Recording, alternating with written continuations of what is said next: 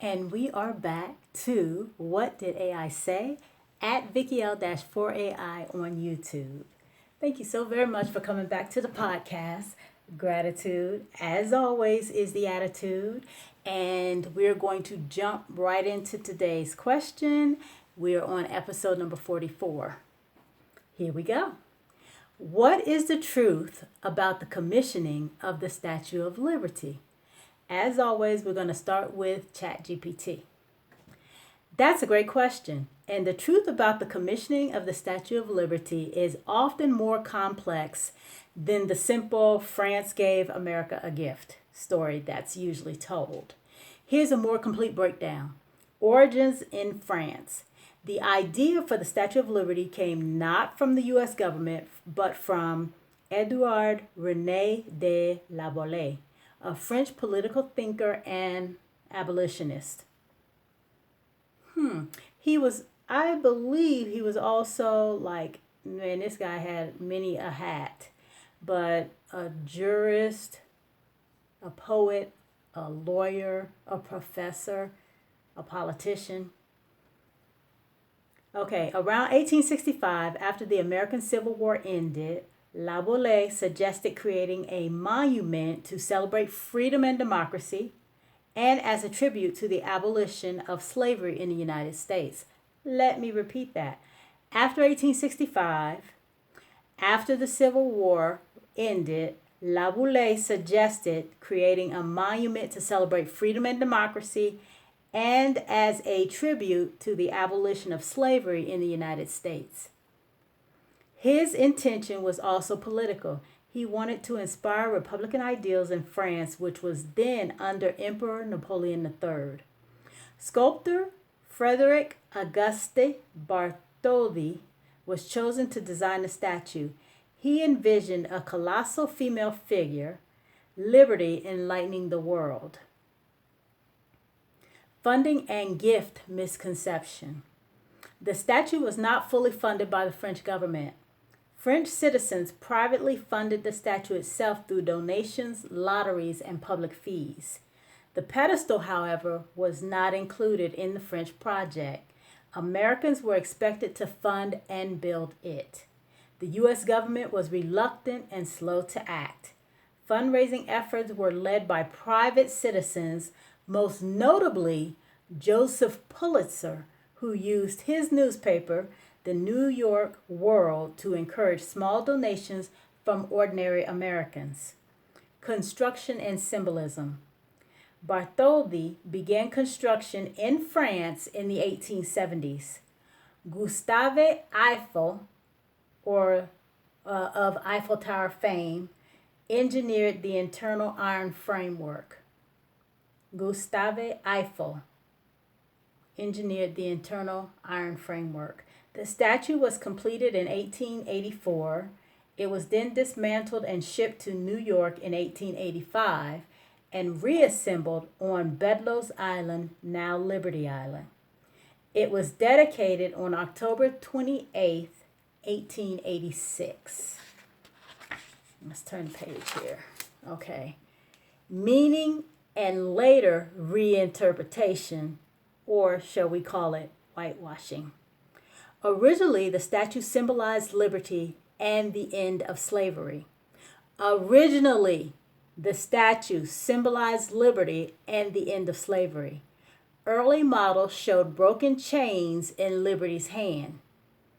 Bartholdi later placed the broken shackles at her feet, where they are still visible today, though often overlooked. Over time, particularly in the early 20th century, the statue came to represent immigration and the American dream, thanks in part to Emma Lazarus' poem, The New Colossus, Give Me Your Tired, Your Poor, etc., added in 1903. So over time, the whitewashing of the true meaning of the Statue of Liberty happened. The real truth in summary: it was not a government to government gift. It was a people to people project led by idealists in France and private citizens in America. Its original message was about freedom from tyranny and slavery, not immigration. Its funding was grassroots, and both countries faced challenges in raising the money. Over the years, its symbolism evolved to represent broader American ideals.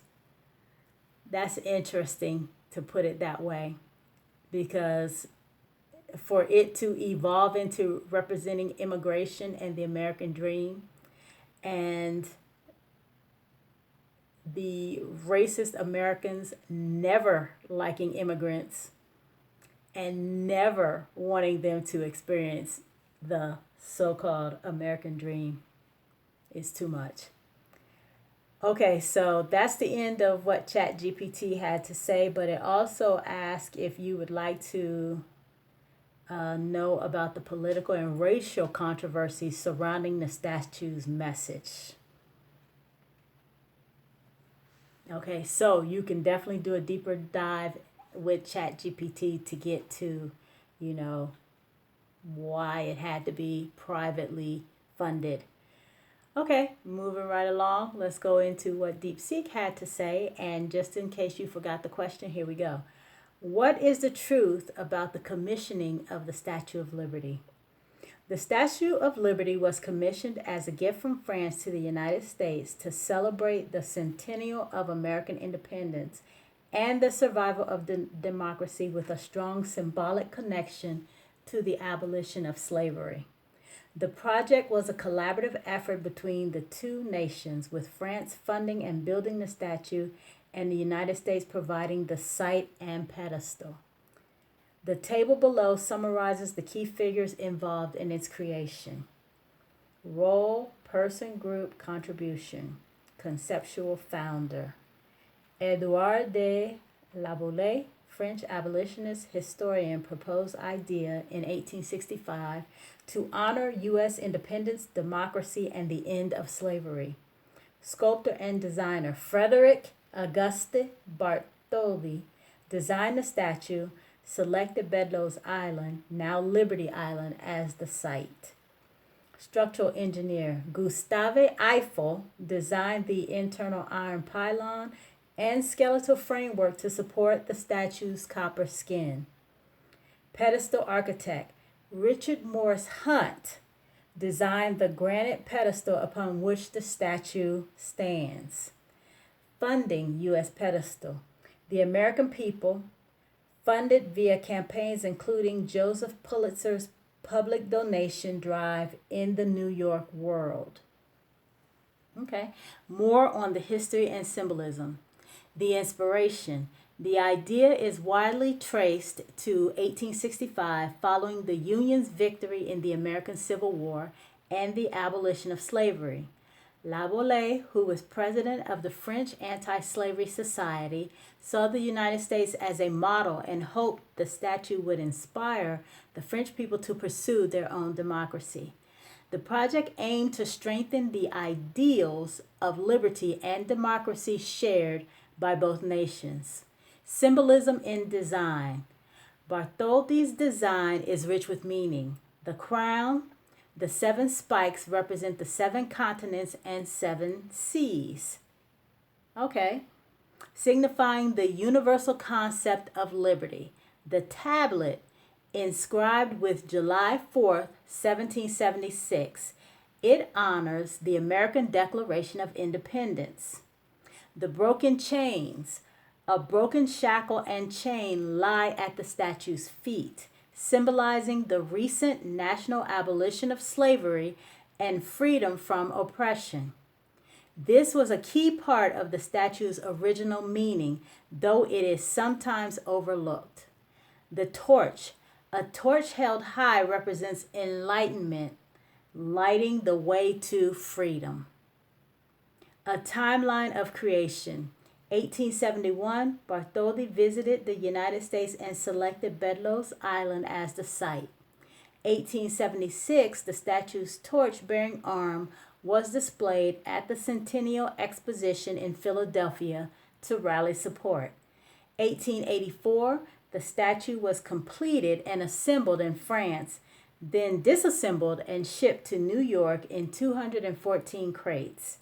In 1886, the pedestal was completed, the statue was reassembled, and it was dedicated to President Grover Cleveland on October 28, 1886.